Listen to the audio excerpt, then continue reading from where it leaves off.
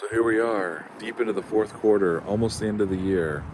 And today feels like sort of a stream of consciousness video day. I just grab my phone and I'm just talking. I don't have a script. In fact, I never use a script. I don't have any game plan. I don't have any targeted topic.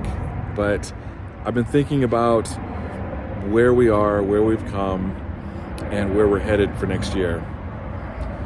So I was thinking about this year and how my word of the year, which I have every year, this year's word was uplift, which my goal was to do things in action to help my fellow authors, fellow screenwriters, and any creative really.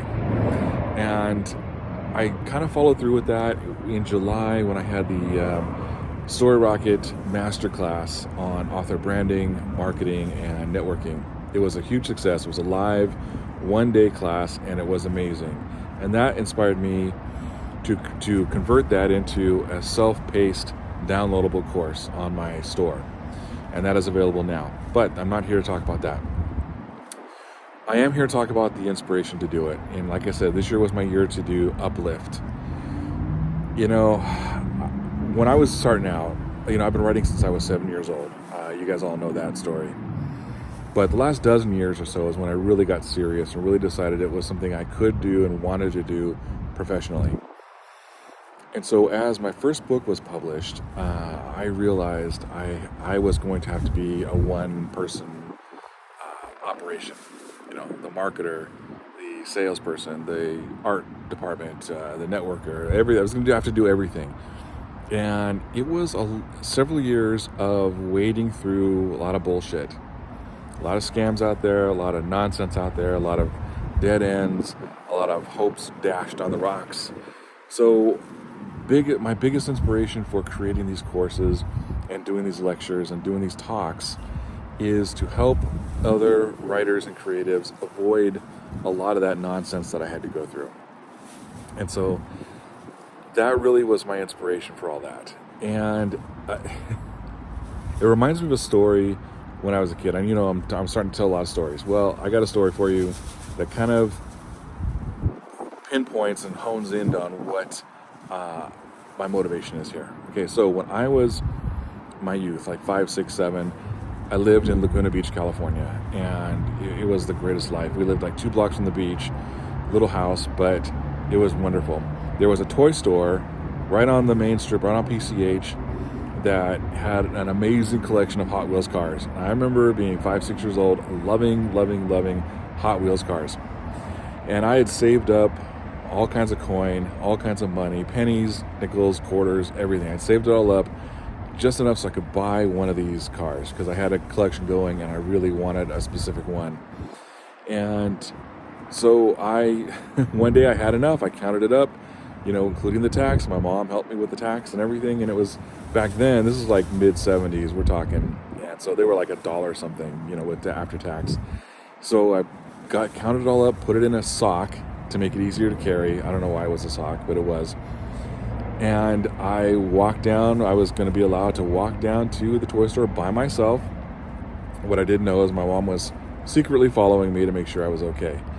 But I walked down there and I was just being a goofy 6-year-old kid, swinging my sock around and, making that noise the coins do. Get to the shop, spend time picking it out. I had the perfect one in mind. I grabbed that car, put it on the counter. The cashier was so sweet. She was an older lady and she was counting out the money. And somehow, some way, I was short. 20 some cents. I was short. Coins had fallen out of the sock on my walking to the toy store. I was devastated. I was crushed. I remember just being completely upset, completely beside myself because I was so excited about getting this car. Well, she decided to have mercy on me, and she just counted out her own money and added it in and let me have the car.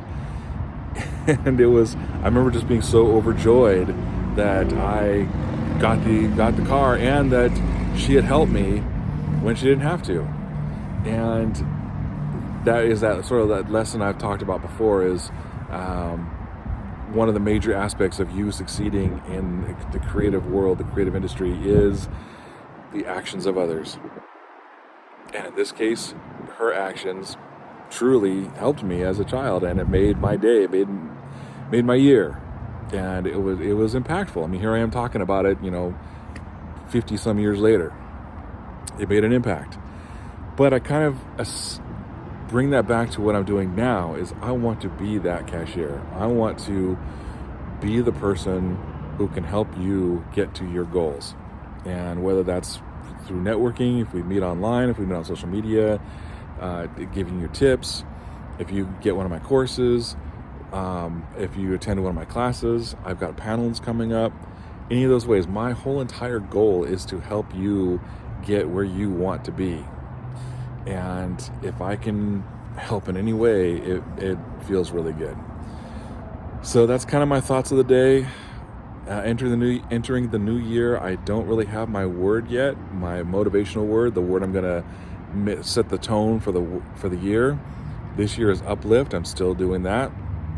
We'll see what 2025 brings. It's gonna be a wild ride, and I'm grateful that all of you are here with me. I'm grateful that you have watched my videos and taken in my content, and I'm grateful that you have given me your time, and I look forward to serving you more. Thanks.